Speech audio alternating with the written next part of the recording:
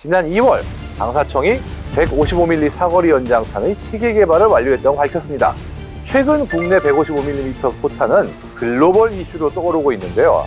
한 온라인 커뮤니티에서는 미 행정부가 우리나라에 155mm 포탄 판매를 추가 요청했다는 설이 떠도는가 하면 장기전이든 우크라이나 전쟁에서도 수요가 크게 늘고 있다고 하죠. 이런 상황 속에서 등장한 155mm 사거리 연장탄. 올해 양산에 돌입해 우리 군의 포병 전력 증강에 기여할 예정인데요. 관련 내용을 들여다보기 전에 오늘도 구독, 좋아요, 알림 설정은 리얼웨폰 제작진을 아주 기쁘게 합니다.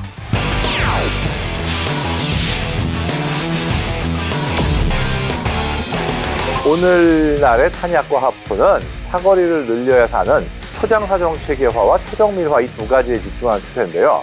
155mm 사거리 연장탄을 이용하면 기존 K9 자주포의 최대 사거리를 현재보다 약 30에서 50% 정도가량 연장할 수 있다, 이렇게 알려져 있습니다. 설명대로면 K9의 최대 사거리가 60km, 70km 이런 식으로 크게 향상되었다, 이런 뜻이기도 한데요.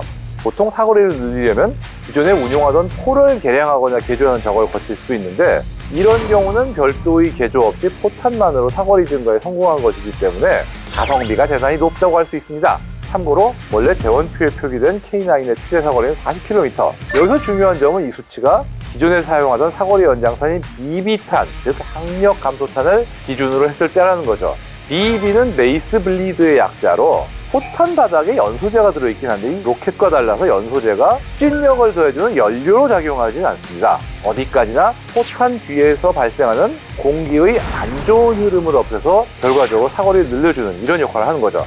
기존의 포탄은 소리보다 훨씬 빠르게 날잖아요. 그러다 보면 포탄 뒷부분에 주변보다 기압이 낮은 공간이 생기는데, 그렇게 되면 바깥쪽에 공기가 흘러 들어와서 난기류가 발생합니다. 근데 문제는 이 난기류가 자꾸 포탄을 뒤로 잡아당기는 것 같은 역할을 하죠. 그러다 보니까 결국 사거리를 깎아먹는 그런 악효과가 나오게 됩니다. 그에 비해서 BB탄은 포탄 바닥에서 연소제를 태우면서 가스가 발생하죠. 그러면 이 기압이 낮은 공간에 가스가 채워지면서 압력이 그대로 유지되는 겁니다. 그러면 아무래도 난기류가 생길 일이 없죠. 공기가 빨려 들어가지 않으니까. 때문에 기존 포탄보다 BB탄의 사거리 손실이 훨씬 적은 편입니다. 실제로 K9에서 일반 포탄인 M107탄을 사용할 경우에는 흔히 얘기하는 K9의 최대 사거리보다 상당히 짧은 사거리만 나오는데, K307 BB탄을 기준으로 했을 때 40km의 사거리가 나오는 거죠. 155mm 신형 사거리 연장탄과 비교하면 어떤가요? BB탄하고 흔히 얘기하는 랩탄, RAP탄하고 비교해 볼게요. 이 랩탄은 로켓 보조 추진탄이라는 뜻인데, 이론적으로 한번 보면 BB탄은 바닥에 추진력을 더해주지 않는 가스 발생 연소제만 있는 건데, 랩탄은 아예 추진력을 더해주는 로켓 모터리 연료가 추가된 로켓 보조 추진탄이다 보니까 이렇게 보면 랩탄의 사거리가 더 길어야 정상이긴 합니다. 근데 문제가 있어요. 랩탄은 로켓 모터가 점화될 때의 진동 때문에 정확도가 더 떨어지거든요. 실제로 랩탄이지만 K307보다 사거리가 떨어지는 것도 존재하고요. 그렇기 때문에 최근에 세계 각국에서는 BB탄과 랩탄의 특징을 조합한 신형 포탄을 개발하는 추세인데요. 바로 여기에 우리나라도 합류했습니다. 그리고 바로 그것이 오늘의 주인공인 155mm 사거리 연장탄인 거죠. 최근 발표된 사거리 연장탄은 바로 이 두 특징을 조합한 포탄인데요. 예전만 하더라도 BB탄과 랩탄의 특징을 한 포탄에 동시에 소화하는 건 어렵다고 여겨졌습니다.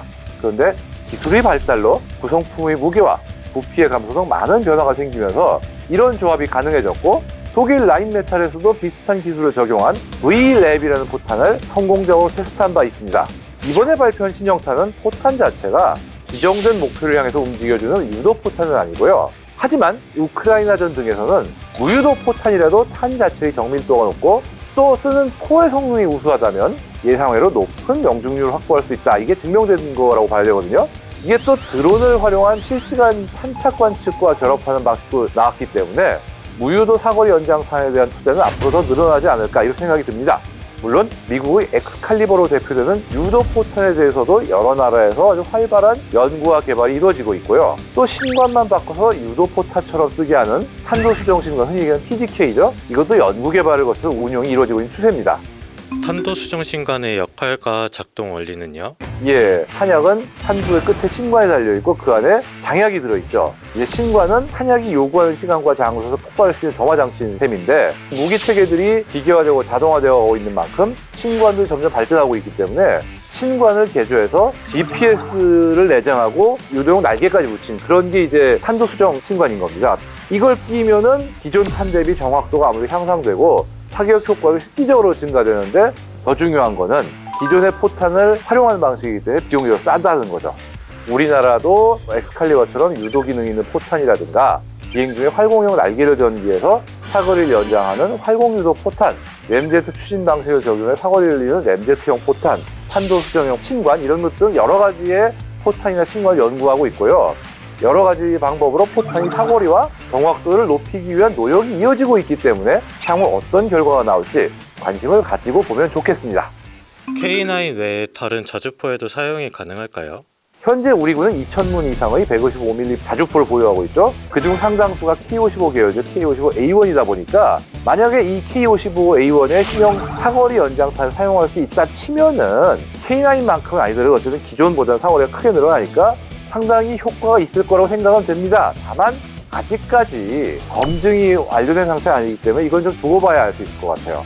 어쨌든 이렇게 사거리 연장탄이 실전 배치가 되면 전술적으로 우리에게 굉장히 의미가 있는 셈이죠. 엄청난 규모의 포병부대를 운용하고 있는 상황에서 포병부대의 사거리가 20km, 30km 이렇게 막 늘어난다는 건 대단한 전력이 되는 겁니다. 또 K9이 수출 시장의 베스트셀러 중 하나잖아요. 이와 연계해서 사거리 연장탄이 K9 수출에 힘을 보태는 유망한제 역할을 할 수 있는 것으로 기대되죠. 앞으로도 국군의 안보 능력을 크게 높여줄 다양한 첨단 탄약들의 탄생과 등장을 응원하겠습니다.